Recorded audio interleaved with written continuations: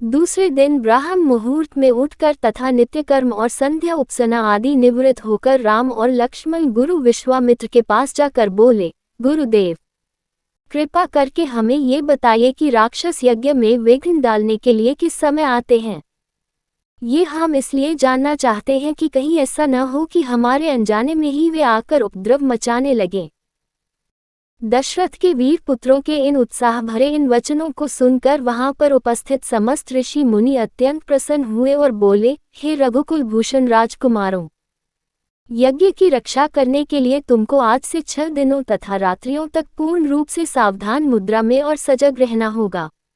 इन 6 दिनों में विश्वामित्र जी मौन होकर यज्ञ करेंगे। इस समय भी वे तुम्हारे किसी भी प्रश्न का उत्तर नहीं देंगे क्योंकि वे यज्ञ की दीक्षा ले चुके हैं। सूचना पाकर राम और लक्ष्मण दोनों भाई अपने समस्त शस्त्रास्त्रों से सुसज्जित होकर यज्ञ की रक्षा में तत्पर हो गए। 5 दिन और 5 रात्रि तक वे निरंतर बिना किसी विश्राम के सतर्कता के साथ यज्ञ की रक्षा करते रहे, किंतु इस अवधि में किसी भी प्रकार की विघ्न बाधा नहीं आई। 6वें दिन राम ने लक्ष्मण से कहा, भाई सौमित्र, यज्ञ का आज अंतिम दिन है और उपद्रव करने के लिए राक्षसों की आने की पूर्ण संभावना है। आज हमें विशेष रूप से सावधान रहने की आवश्यकता है। तनिक भी असावधानी से मुनिराज का यज्ञ और हमारा परिश्रम निष्फल और निरर्थक हो सकते हैं। राम ने लक्ष्मण को अभी सचेष्ट किया ही था कि यज्ञ सामग्री, चमस, समिधा आदि अपने आप भभक उठे। आकाश से ऐसी ध्वनि आने लगी जैसे मेघ गरज रहे हों और सैकड़ों बिजलियां तड़क रही हों। इसके पश्चात मारीच और सुबाहु की राक्षसी सेना रक्त, मांस, मज्जा, अस्थियों आदि की वर्षा करने लगी। रक्त गिरते देखकर राम ने उपद्रवकारियों पर एक खोजपूर्ण दृष्टि डाली।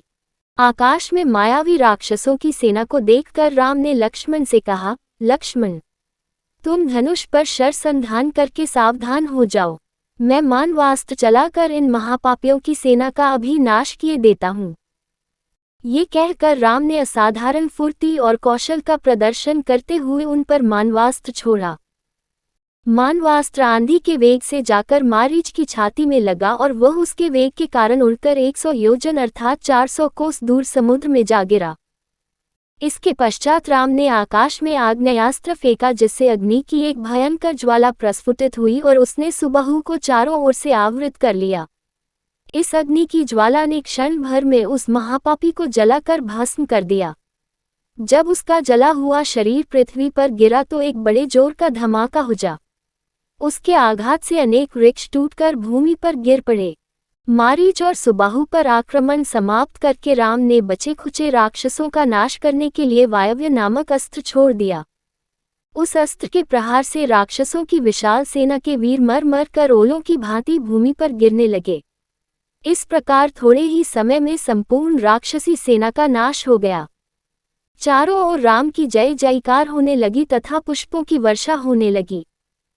निर्विघ्न यज्ञ समाप्त करके मुनि विश्वामित्र यज्ञ वेदी से उठे और राम को हृदय से लगाकर बोले, हे रघुकुल कमल, तुम्हारे भूबजल के प्रताप और युद्ध कौशल से आज मेरा यज्ञ सफल हुआ। उपद्रवी राक्षसों का विनाश करके तुमने वास्तव में आज सिद्धाश्रम को कृतार्थ कर दिया।